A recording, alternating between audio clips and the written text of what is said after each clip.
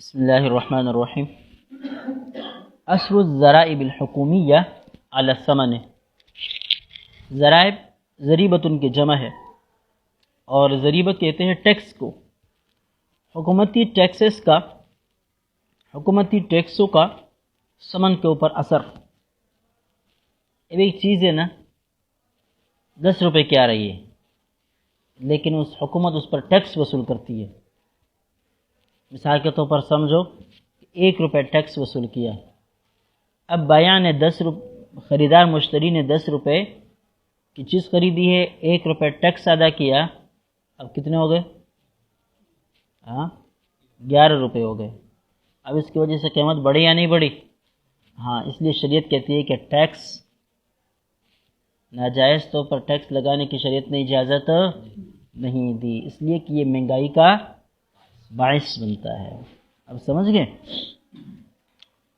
احادیث میں ٹیکس لگانے والوں کے لیے بڑے سخت قسم کی وعیدیں آئی ہیں، لیکن آج کل ہمیں یہ چیز زیر بحث نہیں رہتی، جبکہ ہمارے اکابر کا کردار کیا تھا؟ یہ جو مبسوط ہے نا، مبسوط علامہ سرخسی رحمہ اللہ،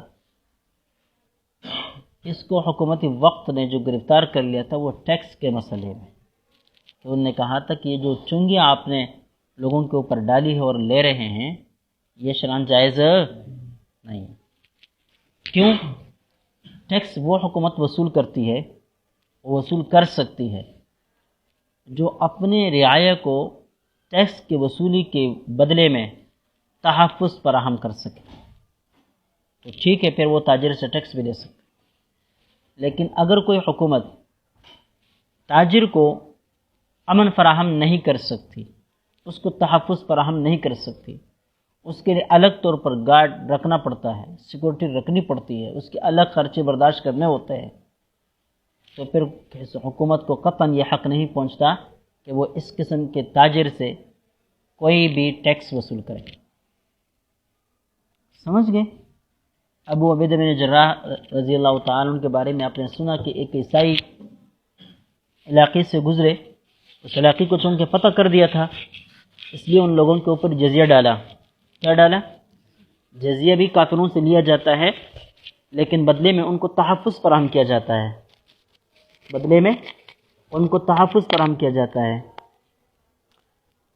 جب ان کو ایک اور جنگی معرکے پر جانا پڑا تو چونکہ وہاں اپنی طرف سے ان لوگوں کی حفاظت کے لیے کوئی کام نہ کر سکا، مثال کے طور پر وہاں فوجی نظام وہ نافذ نہ کر سکے، اپنی پولیس نہ رکھ سکے، اپنے کوئی دیگر نمائندے نہ رکھ سکے، تو ان لوگوں سے کہا کہ بھئی ہم تم سے جزیہ بھی نہیں لیں گے، اس لیے کہ ہم تمہاری حفاظت سے کیا ہے؟ عاجز آ گئے ہیں۔ تو جزیہ ہو یا ٹیکس ہو، یہ حکومت اس صورت میں لے سکتی ہے جب حکومت تاجروں کو، قوم کو تحفظ فراہم کرے، اور اگر وہ تحفظ فراہم نہیں کرتی تو پھر اس کو ٹیکس لینے کا بھی کوئی حق حاصل نہیں ہوتا۔ اب سمجھ گئے؟ بہرحال یہ تو اسلام کی بنیادی چیزیں ہیں۔ اب کیسے کہا جائے کہ اسلام کا معاشی نظام نہیں؟ یہ معاشی نظام نہیں، یہ معاشی نظام نہیں جو آپ کو اصول بتاتا ہے، طے کر دیتا ہے، معیشت کے حوالے سے آپ کو اصول و ضوابط بتاتے ہیں، قاعدے بتاتے ہیں، یہ نظام نہیں۔ یہ دیوار کے اوپر لکھا ہوا نہیں، یہ بات دیوار کے اوپر لکھا نہیں، ٹھیک ہے؟ یہ اگر اس معنی میں لیا جائے تو صحیح ہے، لیکن اگر اس معنی پر لیا جائے کہ سرے سے ہے ہی نہیں، تو یہ اسلام کی تنقیص ہے، تنقیص دین کے زمرے میں آتا ہے۔ سمجھ گئے؟ یہ چیزیں بیان کرنے کی ہے بھائی، یہ بولنے کی ہے کہ اگر ان چیزوں سے انکار کرو گے تو کبھی کبھی انسان جو ہے نا اسلام سے ہی باہر نکل جاتا ہے، کہ جب اسلام کو آپ ناقص سمجھتے ہیں تو آپ اسلام مسلمان کیسے کہلاتا ہے؟ سمجھ گئے؟ یہ بنیادی چیزیں ہیں اور ان کو اس معنی پر لینا چاہیے۔ بہرحال اثر الضرائب الحکومی علی الثمن، حکومتی ٹیکسوں کا ثمن کے اوپر اثر۔ ان من عادت التجار انہم یاخذون فی الاعتبار الضرائب المفروضہ علیہم عند تعیین الثمن، تاجروں کی عادت یہ ہے کہ وہ انہم یاخذون فی الاعتبار الضرائب بالمفروضہ، کہ جو ٹیکسز ان کے اوپر لگائے جاتے ہیں ان کے اعتبار سے، ان کے فیصد سے کے حساب سے وہ ایک خاص مقدار لیتے ہیں۔ عند تعیین ثمن متعین کرتے وقت اس خاص ٹیکس کے خاص مقدار کا وہ اعتبار کرتے ہیں۔ مثال کے طور پر جب باہر سے مال آتا ہے نا، تو اب تاجر کیا کرتا ہے؟ تاجر اس پورے مال کا حساب لگاتا ہے کہ میں اتنا مال لے کر آیا ہوں۔ مثال کے طور پر یوں سمجھو کہ 10 ٹن وہ گندم لے کر آیا ہے۔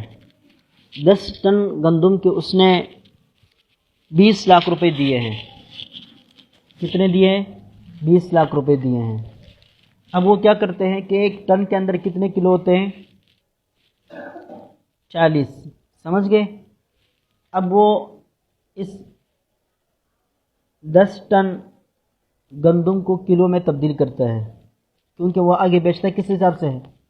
کلو کے حساب سے نا۔ لہذا اب وہ اس کو پیسوں پر، کلو پر جو ہے نا وہ تقسیم کر دیتا ہے، تو اس کو پتہ چل جاتا ہے کہ مجھے 1 کلو کتنے کا پڑا، مجھے 1 کلو کتنے کا پڑا۔ مثال کے طور پر یہ مثال لے لیں کہ وہ 10 ٹن لے کر آیا، فرض کر لو کہ 1 ٹن 1 کلو کا پڑ گیا، تو اب 1 ٹن 40 روپے کا ہو گیا۔ کتنے کا ہو گیا؟ 40 روپے کا۔ اور 1 کلو کتنے کا ہو گیا؟ 1 روپے کا۔ سمجھ گئے؟ اب یہ اس نے حساب لگایا، حساب لگانے کے بعد اس نے یہ سوچا کہ میں نے تو اس پر اتنا ٹیکس بھی دیا، میں نے تو اتنا ٹیکس بھی دیا، لہذا وہ جتنے میں ٹیکس دیا تھا وہ ان سارے کلوں کے اوپر اس کو تقسیم کیا پیسوں کے حساب سے۔ اب وہ جب تقسیم ہوا تو 1 کلو کے پیچھے 1 پیسہ آ گیا، 2 پیسے آ گئے۔ سمجھ گئے؟ یا 50 پیسے آ گئے فرض کر لو، تو اب اس نے کلو کی قیمت میں اس کو بھی شامل کیا۔ اب کتنا ہو گیا؟ 1.5 روپے کے، 1.5 روپے کا کلو ہو گیا۔ سمجھ گئے؟ کیونکہ آدھا روپے اس نے ٹیکس میں دیا اور 1 روپے اس نے قیمت دی تھی۔ پھر اس نے یہ کیا کہ بھئی میرے پاس مزدور کام کر رہے ہیں، میرے پاس کیا کر رہے ہیں؟ مزدور کام کر رہے ہیں، اس دکان کا ماہانہ کرایہ اتنا ہے، ٹھیک ہے؟ یہ ساری چیزیں بھی شامل کر دی۔ یہ ساری چیزیں شامل کرنے کے بعد اس نے یہ سوچا کہ مجھے یہ مثال کے طور پر 1 کلو کے پیچھے اس نے 50 پیسے خرچی کے مد میں ڈال دیے۔ کس کے مد میں ڈالے؟ مثال کے طور پر دکان کا کرایہ، مزدور کی تنخواہ وغیرہ۔ اب یہ سارے جب جمع کیے تو 1 کلو کے پیچھے فرض کر لو کہ آدھا روپے آ گیا، تو آدھے 1 روپے پر وہ کلو لے کر آیا تھا، آدھا روپے ٹیکس میں گیا اور آدھا روپے ان خرچوں میں چلا گیا، 2 روپے ہو گئے۔ اب میں نے بچت بھی تو رکھنی ہے، دکاندار نے بچت بھی رکھنی ہے، تو اب بچت وہ کتنا رکھتا ہے؟ وہ اپنا حساب کرتا ہے۔ اب دنیا میں جو نظام چلتا ہے، کوئی بھی چیز کوئی کپڑی تیار کرتی ہے نا، تو اصل قیمت کو 3 میں ضرب دیتے ہیں، اصل قیمت میں کو 3 میں ضرب دیتے ہیں۔ مثال کے طور پر ایک چیز 50 روپے پر تیار ہو گئی، 50 کو 3 میں ضرب دو کتنا بنے گا؟ 150 بنے گا۔ پھر کیا ہوتا ہے؟ یہ 150 اس کا مارکیٹ ویلیو ہوتی ہے، اس کی مارکیٹ ویلیو ہوتی ہے جو اس کی چیز کے اوپر لکھی ہوئی ہوتی ہے، جو اس چیز کے اوپر لکھی ہوئی ہوتی ہے۔ آپ یہ سمجھتے ہیں کہ یہ 150 روپے کی ہے، حقیقت میں وہ چیز 50 روپے کی ہوتی ہے۔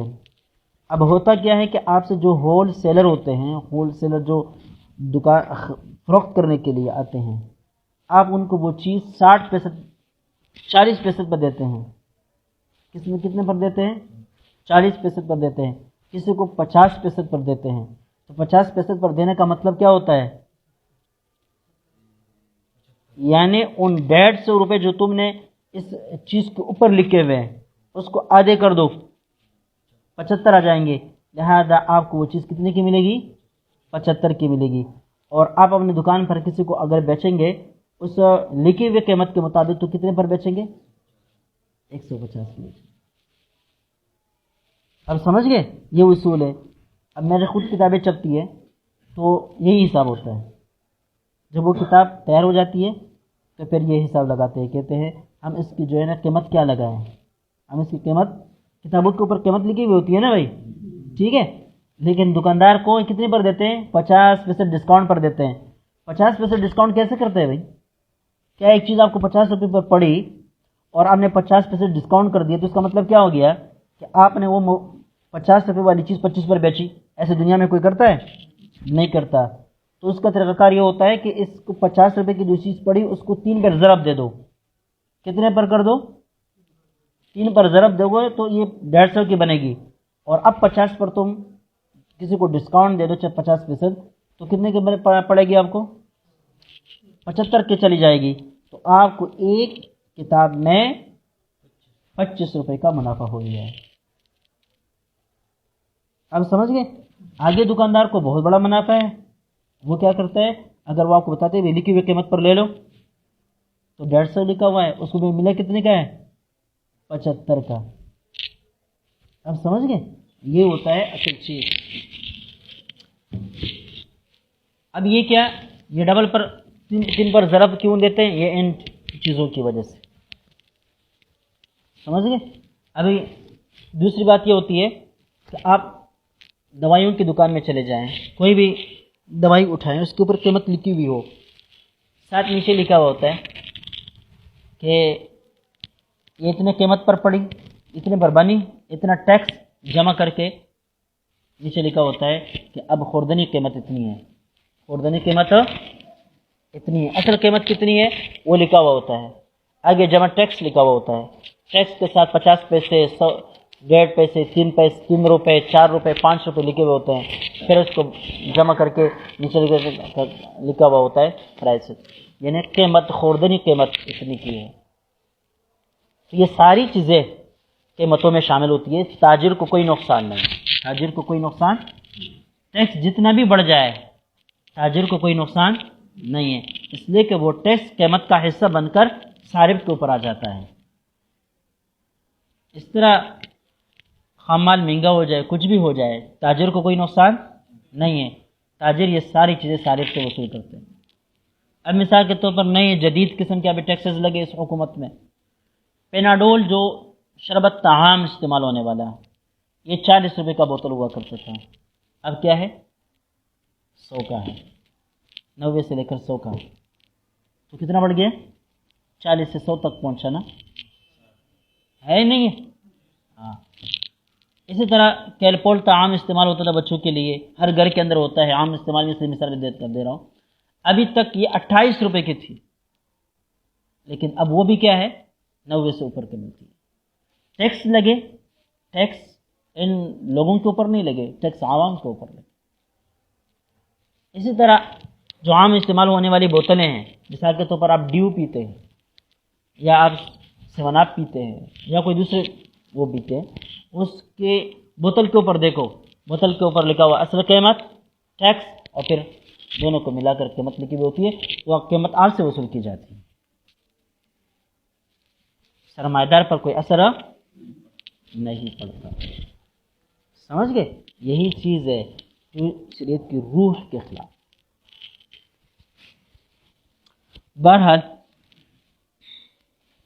ان من عادة التجار انهم ياخذون في الاعتبار الضرائب المفروضه عليهم عند تعيين الثمن، کہ جو ٹیکس ان کے اوپر لگا دی جاتی ہے، ان ٹیکسز کا وہ لوگ اعتبار کرتے ہیں عند تعیین الثمن، ثمن متعین کرتے وقت، اس چیز کے اوپر ٹیکس کتنا آیا، لہذا اس کو بھی اصل قیمت کے ساتھ ملا کر پھر آگے گاہک پر جب بیچتے ہیں تو وہ ٹیکس بھی گاہک سے وصول کرتے ہیں۔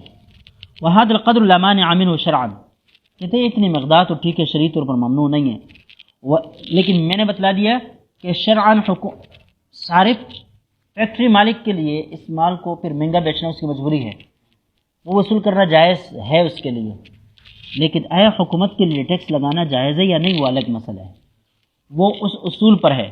اگر حکومت تاجر کو تحفظ فراہم کرتی ہے، امن فراہم کرتی ہے، سہولیات فراہم کرتی ہے تو بدلے میں ٹیکس بھی وصول کر سکتی ہے، ورنہ نہیں، اور ٹیکس بھی ایسے وصول کر سکتی ہے جو واقعی اس کا اتنا خرچہ بنتا ہو تو، ورنہ اگر وہ حفاظت فراہم کرتی ہے 5 روپے کی اور وصول کرتی ہے کتنے؟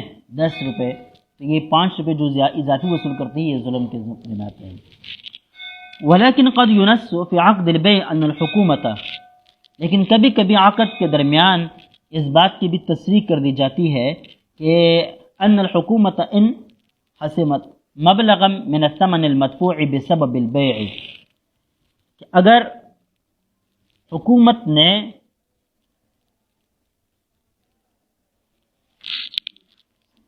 پیسے کاٹے من الثمن المدفوع، جو لیے ہوئے قیمت ہے نا، اس میں سے اگر حکومت نے پیسے کاٹے بسبب البیع، بے کی نسبت سے. کیا مطلب؟ آپ نے ایک چیز بیچی اور دوسرے نے خریدی. اب خریدار نے چیز خریدی، لیکن حکومت اب بائع کے پاس آ گئی اور کہا کہ آپ نے اتنی چیز مہنگی بیچی ہے، اتنا سرمایہ آپ نے کمایا ہے، لہذا اب اس میں سے ہمیں دے دو. کیا کر لو؟ ہمیں دے دو. تو کبھی کبھی ایسا ہوتا ہے فإن المشتری يلتزم بأنه يدفع إلى البائع مبلغا يساوي المقدار المحسوم من قبل الحکومہ. تو کبھی کبھی ایسا ہوتا ہے کہ مشتری اس بات کا التزام کرتا ہے کہ وہ بائع کو اتنی رقم دے گا، یساوی المقدار المحسوم من قبل الحکومہ، جو اس مقدار کے مساوی اور ہم پلہ ہوگی جو حکومت نے اس سے کاٹی ہے. یہ بہت بنیادی بات ہے بھائی. چیز میری ہے، میں نے اس کو بیچا عثمان کے اوپر، مثال کے طور پر وہ مہنگی چیز ہے، 50 لاکھ کی چیز ہے. اب حکومت کو پتہ چلی کہ بھائی اس آدمی نے اتنی مہنگی چیز فروخت کی ہے. اب حکومت آ گئی اور مجھ سے 50,000 روپے کا مطالبہ کر دیا. اب چونکہ مجھے پتہ ہے کہ حکومت مجھ سے یہ مانگے گی، اس لیے میں نے پہلے سے عثمان سے کہا کہ بھئی یہ چیز آپ پر بیچ رہا ہوں، لیکن اگر حکومت اس بارے میں جو ہے نا مجھ سے پیسے کاٹے تو عثمان نے کہہ دیا کہ چلو اس کا التزام میں کروں گا، جتنا حکومت کاٹے گی وہ پیسے میں آپ کو ادا کر دوں گا. تو اب ہمارے درمیان بے ہوئی ہے 50 لاکھ کی. اب مجھ سے 50,000 روپے حکومت نے کاٹے، میں نے عثمان کو بتایا، عثمان نے اس کا التزام کیا تھا اور وہ عثمان نے مجھے ادا کر دیے. اب یہ ہے مشتری، 50 لاکھ کی چیز اس کو 50,50,000 پر پڑ گئی، اور یہ 50,000 روپے بیچ میں کون کا گیا؟ حکومت کا گئی. اب سمجھ گئے؟ یہ ہے معاملہ. حتی یکون ما حصل علیہ البائع صافیا وهو مقدار ثمن المتفق علیہ، یہاں تک کہ بائع نے جو کچھ صاف طور پر ثمن حاصل کیا یہ وہی ثمن ہوتا ہے جس کے اوپر دونوں کا اتفاق ہوتا ہے. فهل يجوز النص بمثل هذا الشرط في العقد؟ اب بات اصل یہ ہے کہ اس طرح شرط کی تنصیص کر کے عقد کے وقت یہ شرط لگانا جائز ہے کہ نہیں. اب دیکھیں، میں نے تو چیز اس کے اوپر بیچی، اب حکومت مجھ سے ٹیکس لیتی ہے یا نہیں لیتی تو وہ تو اس میں تو عثمان کا کوئی کام نہیں ہے نا. اب یہ شرط میری طرف سے لگانا عثمان کے اوپر کہ بھائی اگر مجھ سے حکومت نے پیسے کاٹے تو پیسے آپ بھریں گے. وہ پیسے کیا کریں گے؟ آپ بھریں گے. تو کیا اس طرح شرط لگانا شرعاً جائز ہے کہ نہیں؟ والذي يظهر لي ان ما تقطع الحكومه من ثمن البيع كضريبه هو على قسمين. حضرت کہتے ہیں کہ میرے لیے جو بات ظاہر ہوتی ہے وہ یہ ہے کہ حکومت بے کے ثمن میں سے جو کچھ کاٹتی ہے كضريبه، جیسے کہ ٹیکس ہے، وہ على قسمين، اس کے 2 قسمیں ہیں. القسم الاول ما تقطع الحكومه كجزء من ضريبه الدخل، حکومت جو کاٹتی ہے جیسے کہ ضریبۃ الدخل جس کو انکم ٹیکس کہتے ہیں، اس صورت میں المفروض علی البائع، جو بائع کے اوپر فرض اور مقرر ہوتا ہے. انکم ٹیکس کس سے وصول کیا جاتا ہے؟ بائع سے وصول کیا جاتا ہے. کیوں؟ اس لیے کہ بائع کے، دیکھیں یہاں پر مال کے انکم کا مسئلہ مراد نہیں ہے، پیسے کے انکم مراد ہے. کیا مراد ہے؟ تو انکم کس کی ہو رہی ہے؟ بائع کی ہو رہی ہے نا. بائع چیزیں بیچتا ہے تو پیسے کی انکم بائع کی ہو رہی ہے. اس انکم پر، اس آمدنی پر اس سے ٹیکس وصول کیا جاتا ہے. اب سمجھ گئے؟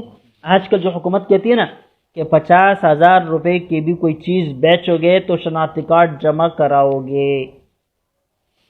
کیوں؟ تاکہ حکومت کو پتہ چلتا رہے کہ اس آدمی نے اتنے کا خریدا اور اتنا کا بیچا. اب جس نے بیچا اس کی انکم ہو گئی، اب حکومت پہنچے گی کہ بھئی آپ کی 50,000 روپے کی انکم ہو گئی ہے، اس میں حکومت کا اتنا حصہ ہے. اب سمجھ گئے؟ ابھی فی الحال وہ حصہ متعین نہیں کیا، لیکن یہ اسی نظام کو پروموٹ کرنے کا یہ ذریعہ بنتا چلا جاتا ہے. ٹھیک ہے. بہرحال وَإِنَّ ضَرِيبَةَ الدَّخْلِ الْمَفْرُوضَةَ عَلَى الْبَائِعِ سَنَوِيًّا تُنْتَقَصُ بِذَلِكَ الْقَدْرِ. پھر یہ جو سالانہ انکم ٹیکس ہوا کرتا ہے المفروض علی البائع، جو بائع کے اوپر لازم ہوتا ہے سنویًا سالانہ اعتبار سے، تنتقص بذلك القدر، وہ اس مقدار پر وہ کم کر دیا جاتا ہے. ٹھیک ہے، اس کا حساب کیا جاتا ہے. وتسمى في العادة ود ہولڈنگ ٹیکس، اور اس کو ود ہولڈنگ ٹیکس کہتے ہیں. ایا ضریبۃ المحبوسہ، یعنی وہ ٹیکس جو حکومت لیتی ہے اس کے اوپر قبضہ کرتی ہے. فإن كان مقدارها معلوما عند العقد. اب یہ حکومت جو ٹیکس وصول کرتی ہے وہ سالانہ کرتی ہے. اب سال کے درمیان میں تاجر تو بڑی تجارت کرتا ہے، بہت بڑی چیزیں خریدتا ہے، فروخت کرتا ہے، لیکن اب یہ دیکھنا ہے حکومت جو سالانہ طور پر یہ ٹیکس وصول کرتی ہے، آیا وہ ہر ایک چیز کے اوپر الگ الگ متعین ہے کہ اس موبائل پر میں نے 5 روپے لینا ہے، زیادہ نہیں، اس پین پر میں نے 1 روپے لینا ہے، اس سے زیادہ نہیں. آیا یہ متعین ہے کہ نہیں؟ کیا ہر چیز کے اوپر ٹیکس الگ طور پر متعین ہے کہ نہیں؟ اگر متعین ہے تو الگ حکم ہے، اگر متعین نہیں ہے تو پھر الگ حکم ہے. دیکھیں آگے کہہ رہے فَإِن كَانَ مِقْدَارُهَا مَعْلُومًا عِنْدَ الْعَقْدِ. اگر عقد کے وقت وہ معلوم ہو کہ حکومت اس چیز کے اوپر اتنا ٹیکس وصول کرتی ہے، یہ پتہ ہو بائع اور مشتری کو، جاز تضمینہ فی الثمن بتراضی الطرفین، تو طرفین کی رضامندی سے اس کی تضمین کرنا، یعنی اس کی ذمہ داری مشتری کے اوپر ڈالنا یا اس سے وصولی کرنا، یہ جائز ہوگا جب وہ راضی ہو. کیوں؟ لأنہ لا غرر فی، اس لیے کہ اس میں کوئی غرر نہیں. واضح طور پر پتہ ہے کہ بھائی اس پر 1 روپے ٹیکس وصول کیا جاتا ہے، بائع کو پتہ ہے، مشتری کو پتہ ہے. بائع نے کہا بھائی 10 روپے سے قیمت ہے لیکن 1 روپے میں ٹیکس ادا کرتا ہوں اس کا، لہذا 11 روپے ہو گئے اور میرا بھی حق بنتا ہے کہ میں 1 روپے اس پر کماؤں، لہذا میں 12 روپے پر آپ کو بیچ دیتا ہوں. ٹھیک ہے نا؟ اب سمجھ گئے؟ یہ اس وقت میں بائع کو بھی معلوم ہے اور مشتری کو بھی معلوم ہے، تو چونکہ اس میں کوئی غرر نہیں ہے، کوئی دھوکہ نہیں ہے، لہذا اگر مشتری اس کے اوپر راضی ہوتا ہے تو بتراضی طرفین جائز ہیں. اما اذا لم يكن معلوما، اگر یہ معلوم نہ ہو، ففیہ غرر لا يجوز تحمیلہ المشتری، تو پھر اس میں غرر ہے اور اس کا بوجھ مشتری کے اوپر ڈالنا جائز نہیں. لأن ما يقتطع من الثمن ينتفع به البائع عند تسوية ضرائبه السنوية، اس لیے کہ ثمن میں سے جو کچھ کاٹا جاتا ہے اس سے بائع منتفع ہوتا ہے، فائدہ اٹھاتا ہے عند تسویت ضرائبہ السنویہ، اپنے سالانہ ٹیکس ادا کرتے وقت وہ انہی پیسوں سے کیا کرتا ہے؟ نفع اٹھاتا ہے. فَكَنَّ هَذَا الْمِقْدَارِ يَعُودُ إِلَيْهِ عِنْدَ التَّسْوِيَةِ، گویا کہ یہی مقدار اس کو ملتی ہے، پہنچتی ہے، لوٹتی ہے عند التسویہ، ادائیگی کے وقت. یعنی جس وقت وہ ٹیکس ادا کر رہا ہوتا ہے تو وہ لوگوں سے پہلے سے وصولی کر چکا ہوتا ہے، پہلے سے لوگوں سے وصولی کر چکا ہوتا ہے، لہذا وہی جو لوگوں سے وصول کیا ہوا ہوتا ہے وہ حکومت کے پاس جمع کر دیتا ہے، اس کا کوئی نقصان نہیں ہوتا. یہی وجہ ہے مہنگائی بڑھتی ہے. کیسے؟ حکومت نے ٹیکس لگائی، حکومت ٹیکس وصول کرے گی کب؟ 1 سال بعد، لیکن مہنگائی کا آغاز آج سے ہو گیا. مہنگائی کا آغاز کب سے ہوا؟ آج سے ہوا. فلا يجوز الزام المشتری به وفیہ غرر، اب اس کا الزام مشتری کے اوپر دینا یہ جائز نہیں ہے. وفیہ غرر، اور اس میں کیا ہے؟ غرر بھی ہے. والقسم الثانی من الضرائب، ٹیکسز کی دوسری قسم، وما تفرضه الحکومہ علی عملیت البیع، یہ وہ قسم ہے کہ حکومت اس کو عملیت بیع یعنی بیع کی جو کارروائی ہے اسی کے اوپر لگا دیتی ہے. ولیس جزءا من ضریبۃ الدخل، وہ انکم ٹیکس کا جز نہیں ہوتا، انکم ٹیکس کا جز نہیں ہوتا. ولا يحتسب عند تسویۃ حساب ضریبۃ الدخل السنویہ لاحد الطرفین، اور نہ اس کا حساب ہوتا ہے عند تسویۃ حساب ضریبۃ الدخل السنوی، سالانہ طور پر انکم ٹیکس کا جو حساب کتاب ہوتا ہے اس میں اس کا کوئی ذکر ہی نہیں ہوتا لأحد الطرفین، نہ مشتری کے لیے اور نہ بائع کے لیے۔ وبما ان هذه الضریبہ مفروضۃ علی عملیۃ البیع نفسها، چونکہ یہ جو ٹیکس ہے یہ نفس بیع کے عملیت کے اوپر فرض اور لازم ہے، فإنها في حکم النفقات الاجرائیہ، لہذا یہ نفقات اجرائیہ کے حکم میں ہے۔ اوپر گزرا نا، جو قانونی کاروائی، قانونی خرچے، قانونی کاروائیوں کے اوپر جو خرچہ ہوتا ہے یہ اس خرچے کے ضمن میں آتا ہے۔ یہ اس کل بھی پڑھا نا، اصل نفقات الاجرائیہ علی الثمن، جو قانونی کاروائی اور کاغذ وغیرہ بنانے میں جو خرچہ ہوتا ہے اس کا اثر جو ثمن کے اوپر پڑتا ہے، اور وہاں جو کچھ حکم تھا وہ حکم ان جیسے ٹیکسز کا ہے، ان جیسے ٹیکسز کا ہے۔ وقدمنا ان الاصل فيها ان يتحملها الطرفان، اور وہ حکم کیا تھا؟ وہ حکم یہ تھا کہ ہم نے یہ پیش کیا کہ اس میں اصل یہ ہے کہ ان قانونی کاروائیوں کا خرچہ طرفین کے اوپر ڈالا جائے، دونوں طرف ان کا تحمل کریں۔ ولیکن یجوز بتراضی الطرفین ان يتحملها احدهما، لیکن یہ بھی جائز ہے کہ اگر وہ آپس میں رضامندی سے کسی ایک کے اوپر اس کو ڈال دیتے ہیں اور دوسرا اس کو قبول کر دیتا ہے تو یہ بھی جائز ہے۔ وعلى هذا يجوز ان يشترط ذلك في نص العقد ان المشتری هو الذي يتحملها، والله اعلم۔ اور یہ بھی جائز ہے کہ عقد کے وقت اس بات کی تنصیص کی جائے کہ مشتری ہی اس کو برداشت کرے گا تو بھی کوئی مسئلہ نہیں ہے۔ یہ بات ختم۔ اب نئی بات، معلومیت الاجل، نیٹے کا معلوم ہونا۔ اگر بے ادار پر ہے تو ادار کا نیٹا معلوم ہونا چاہیے، مدت معلوم ہونا چاہیے۔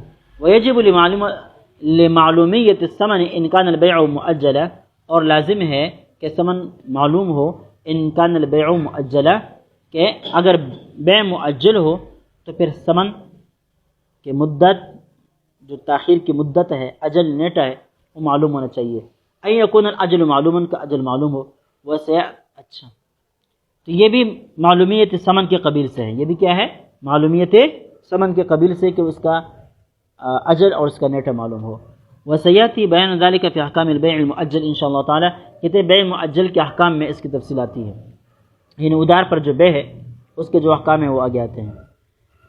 لا یشترط کون ثمن مملوکا للمشتری عند العقد، مبیع کے لیے یہ لازم قرار دے دیا تھا کہ مبیع عند العقد بائع کی ملکیت میں ہونا چاہیے۔ یہاں پر بتلا رہے ولا یشترط کون ثمن مملوکا للمشتری عند العقد، عقد کے وقت ثمن کا مشتری کے مملوک ہونا کوئی لازمی اور شرط نہیں ہے۔ وَإِنْ كَانَ الثَّمَنُ مِنَ النُّقُودِ وَالْفُلُوسِ، اگر ثمن نقود کی قبیل سے ہو یا فلوس کی قبیل سے ہو، آج کل کے جو پیسے ان قبیل سے ہو، فَإِنَّهُ لَا يُشْتَرْطُ لِصِحَّةِ الْبَيْعِ أَنْ يَكُونَ الثَّمَنُ مَمْلُوكًا لِلْمُشْتَرِي عِنْدَ الْعَقْدِ، تو پھر صحت بیع کے لیے یہ شرط نہیں ہے کہ عقد کے وقت یہ ثمن مشتری کے مملوک ہو، یعنی اگر اس کی ملکیت میں نہ ہو تب بھی بیع صحیح ہے۔ کما یجب ان یکون المبیع مملوکا للبائع، جیسے کہ یہ واجب ہے کہ عقد کے وقت مبیع بائع کی ملکیت میں ہو۔ مبیع کا بائع کی ملکیت میں ہونا تو لازمی ہے عند العقد، لیکن ثمن کا مشتری کی ملکیت میں ہونا کوئی لازمی اور شرط نہیں ہے۔ فإن الثمن انما يجب في ذمة المشتری، بلکہ ثمن جو ہے وہ مشتری کی ذمہ میں واجب ہوتا ہے۔ ويجوز له في البيع الحال ان يتملك النقود بعد العقد، اور اس کے لیے جائز ہوتا ہے کہ بیع حالی کے اندر فوراً وہ عقد کے بعد نقد کے اوپر قبضہ کر لے، اس کا مالک بن جائے۔ ويدفعها الى البائع، اور بائع کو، بھائی یہاں آپ بیٹھے ہوئے کسی کے ساتھ آپ کا عقد چل رہا ہے، آپ کے پاس فی الحال کوئی روپے بھی نہیں ہے، لیکن جب بات تمام ہو گئی تو آپ نے کسی دوست صاحب وغیرہ کو فون کیا، بھائی یہ پیسے چاہیے، میں نے اس طرح سودا کر دیا، اس آدمی نے آپ کو لے کر آئے اور ان یتملک النقود، آپ کیا ہی نقود کے مالک بن گئے بعد العقد، عقد کے بعد، ويدفع الى البائع، اور بائع کو اپنے حوالے کر دیا۔ ابھی آپ پہلے سے آپ کی جیب میں تھے یا کوئی ابھی لے کر آیا، وہ آپ کی ملکیت میں تھے یا نہیں تھے، لیکن اب عقد کے وقت آپ فراہم کر گیا، ٹھیک ہے، تو ہو گئے بات۔ ويجوز ايضا ان يكون ثمن مؤجلا، اور یہ بھی جائز ہے کہ ثمن کے اندر مدت ہو، اجل ہو، نیٹہ ہو۔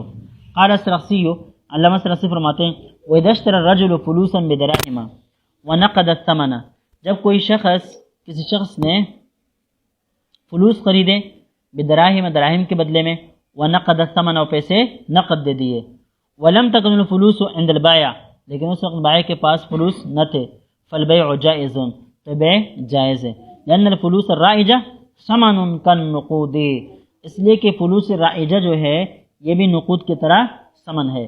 وقد بینا ان حکم العقد فی الثمن وجوبها ووجودها معا، ہم نے پہلے بیان کر دیا کہ عقد کا حکم ثمن کے حوالے سے کیا ہے، وجوبها، کہ وہ واجب ہوتے ہیں، ووجودها معا، اور جب کیا ہو، یعنی موجود بھی ہو، ولا یشرط قیامها فی ملک بائعها لصحة العقد، البتہ اس عقد کی صحت کے لیے بائع کی ملکیت میں اس کا قائم ہونا کوئی لازمی نہیں ہے۔ دیکھیں یہ کیا بتا رہے، وجوبها ووجودها معا، اس کا مطلب یہ کہ جو پیسے آپ نے مقرر کیے ہیں، ثمن، فلوس آپ نے مقرر کیے ہیں، وہ گو آپ کی ملکیت میں نہیں ہے، گو آپ کی ملکیت میں نہیں، لیکن فی نفس اس کا وجود ہے دنیا میں، فی نفس اس کا وجود دنیا میں ہے۔ ایسا نہیں کہ ایسی چیز آپ نے مقرر کر دی کہ فی نفس ہی اس کا وجود دنیا میں ہے بھی نہیں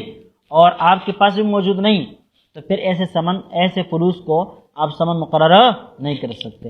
ہاں فی نفس یا اس کا وجود دنیا میں ہے، مارکیٹ میں وہ چل رہے ہیں، وہ ابھی آپ کے پاس، آپ کی ملکیت میں نہیں ہے۔ ولا یشرط قیامها فی ملک البائعها لصحة العقد، صحت عقد کے لیے بائع کی ملکیت میں ہونا کوئی لازمی نہیں، کما لا یشرط ذلك فی الدراہم والدنانیر، جیسے کہ دراہم اور دنانیر میں یہ کوئی شرط نہیں، اس طرح فلوس نافقہ میں بھی یہ کوئی شرط نہیں ہے، سمجھ گئے، کیونکہ فلوس نافقہ کا حکم بھی دراہم اور دنانیر کا سا ہے۔ چلیے تک کافی ہے۔